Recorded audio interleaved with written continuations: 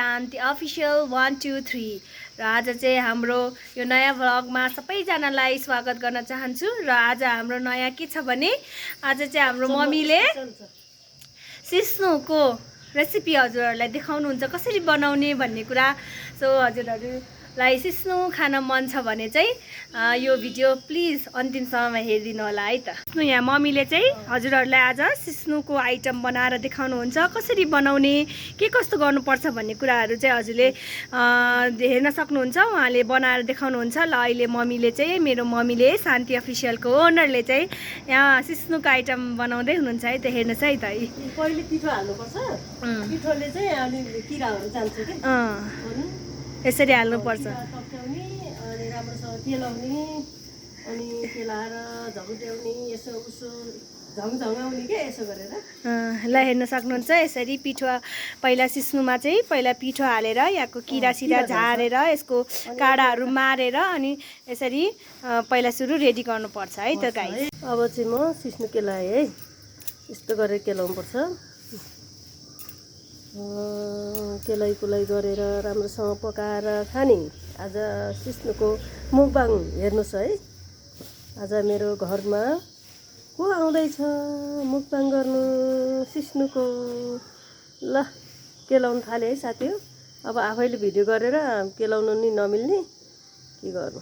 अनि हजुर वनको फलहरू चाहिँ नचिनेर खानु हुँदैन अरे के, त्यही भएर मान्छे अनि कोही चाहिँ धेरै मरेछ अरे होइन। सिस्नुको जरासम्म घोटेर खाने चाहिँ खानु नपाउँदाखेरि त्यो चाहिँ बाँचेछ अरे के साथी हो। अब कति मान्छेहरू पहिलेको मान्छेहरू त्यस्तो पनि थियो अरे। अब हाम्रो बाजेहरूले भन्नुभएको सिस्नु एकदम खानु एकदम राम्रो हो भन्ने गरेछ। त्यही भएर हाम्रो पनि औषधिको लागि राम्रो हो। प्रेसर सुगर लागि एकदमै राम्रो हो रे यो साथी हो। खानुपर्छ अरे। अब कहिले केलाइसक्ने हो मेरो यो एउटा एउटा गरेर हेर्नुपर्छ। काठमाडौँको सिस्नु के हुनसक्छ। धुलो त्यतिकै धुवा त्यतिकै होइन।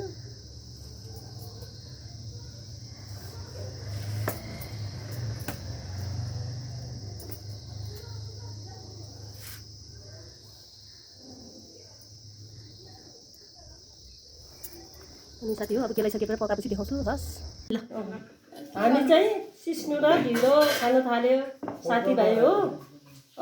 ल हजुरहरूले हेरिदिनुहोस् शान्ति अफिसियल 1 2 3। हजुरहरूले नबिर्सिकन सब्सक्राइब लाइक के अरे सेयर सबै गरिदिनु होला है। नमस्ते ढिलो हुन्छ नि। ल खाएँ है। डल्ले खोर्सानी हाम्रो खानामा चाहिँ दही अनि के अरे साग सिस्नु के भन्छ यो अन्डा यो सबै कुराहरू राखेर खाँदैछु हजुर हो। कस्तो लाग्छ हजुरहरूले हेरिदिनु होला। खोर्सानी पनि छ मेरो त झन् दुईवटा। ल सुरु गर्नु। ल सुरु गरेँ है त। फर्स्ट राइट मैले पहिले नै मुखमा हालेँ केही छैन। ल खाऊ है।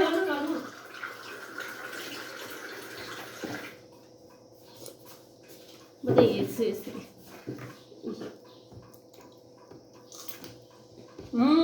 खोर्सानी ल है त। अब कसले धेरै खाने। ओ धेरै होइन बिस्तारै खाने।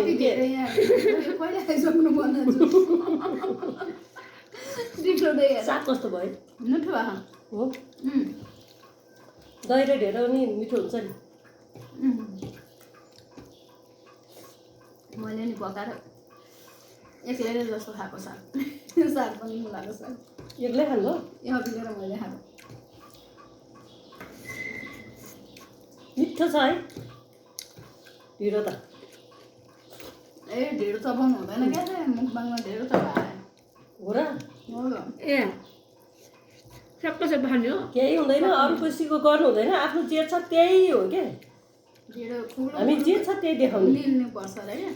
त्यसो निलेर फेरि सर्के पनि छैन जस्तो लाग्छ। त्यो त निलेर सर्के पनि छैन। नि सिस्नु खाऊ खान्छ अहिले। एकदम राम्रो हुन्छ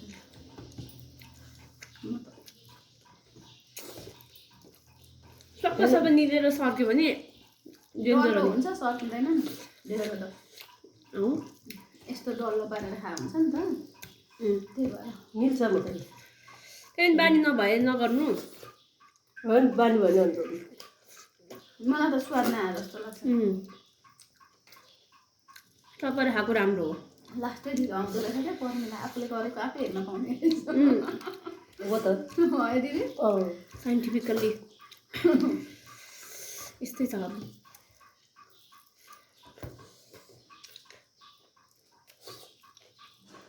साग कस्तो भएछ मिठो भएको छ यो बोडी पनि मिठो भएको हो अर्ग्यानिक भएर होला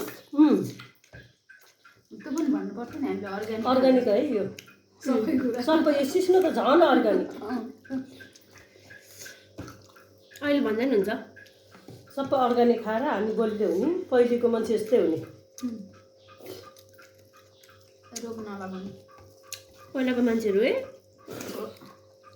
अब एकछिन बिहान हिँड्नु पर्ला जस्तो लाग्यो मलाई त है हो त वेट बढ्यो क्या धेरै प्लास्टिक मेरो नि 3 केजी बढेछ वेट नापे बिहानभरि सुत्छ अनि के गर्नु यो त भर्खर उठ्यो लाजाको मर्नु सुतेर होइन खासमा खाएरै हो म त खाएरै हो तर तपाईँलाई त कस्तो राम्रो देखाएको पर्छ फेस राम्रो देखाएको छ क्या बढेर वेट बढेर मिठो छ गाई मिठो साथी हो योभन्दा मिठो के लाग्छ र मलाई खोर्सानी पनि होइन खाने भए सम्पर्क गर्नु भन्नु खाने भयो सम्पर्क गर्नु साँच्ची हो सक्यो खोर्सानी बिस्तारो है ममलाई चाहिँ ल्याउने के धेरै ल्याउने पैसा मलाई धेरै हालिदिनु भएछ क्या होइन नि तपाईँले कम हो मलाई धेरै दिदीले बिस्तारै खाइरहनु भए मम्मी सप्प कति खाइसक्यो कम्पिटिसनमा गऱ्यो भने चाहिँ मैले जित्छ यतै जित्ने रहेछ मैले जित्छ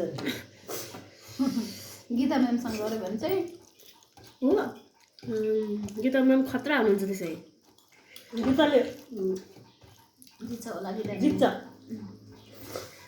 एकचोटि कम्पिटिसन गर्नु पर्यो अब लगाइस एक दिन गर्छ अब हो अब कसले जित्छ हेरौँ है त गाइज एक दिन माधवी दिदी गीता दिदी अनि सरू अनि सरू दिदी अनि मम्मी 4 जना हो र छिमेकीको कम्पिटिसन भन्ने जित्नेलाई प्राइज के दिने त तैँले दिनुपर्छ ल जित्नेलाई प्राइज चोखो पाइ हेर्नुहोस् टोको पाए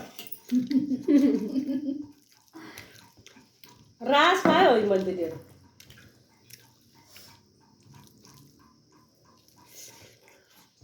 म त के खाउँ बाहा दिएर खै भएर अलमल्ल परेको छु त्यस्तै हुन्छ छैन धेर आमा मान्छेको कथरी हुन्छ छालै भयो अन्दाजको कम्पिटिसन गर्ने होइन म सक्दिनँ तपाईँसँग तपाईँले सिङ्गै मुखमा हाल्ला भने म हाल्नु सक्दैन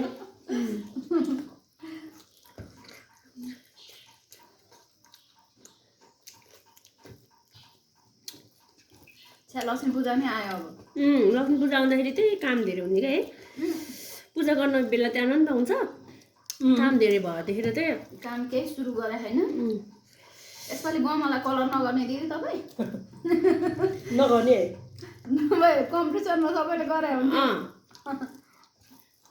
त्यो पनि गर्ने हो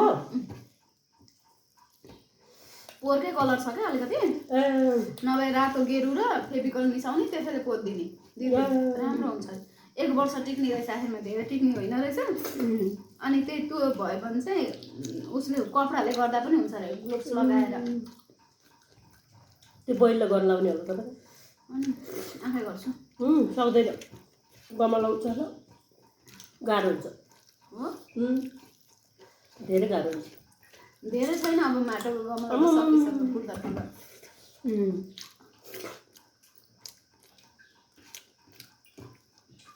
तपाईँले सिस्नोमा चपायो भने सुट्टा जान्थ्यो नि यसरी के सिस्नोमा त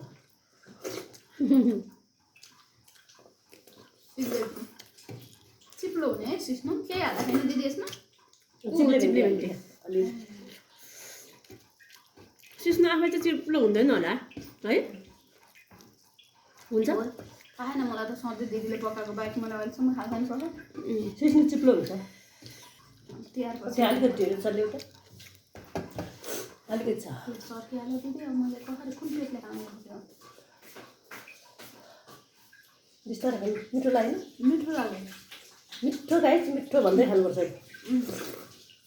मिठो छ गाइस यो त सिस्नो म त सबै खाइदिने हो तपाईँले त थाप्नु भयो यत्रो कचौरा भरे रहेछ सिस्नो दिदी खाने म त एक डेढ ल भयो अब यो राख यति चाहिँ उधर राख्नु त्यसलाई जुठोमा उता राख दिदी यो पापड खानुहुन्छ त्यही त नपुगे के अरे धेरै भएर कस्तो छ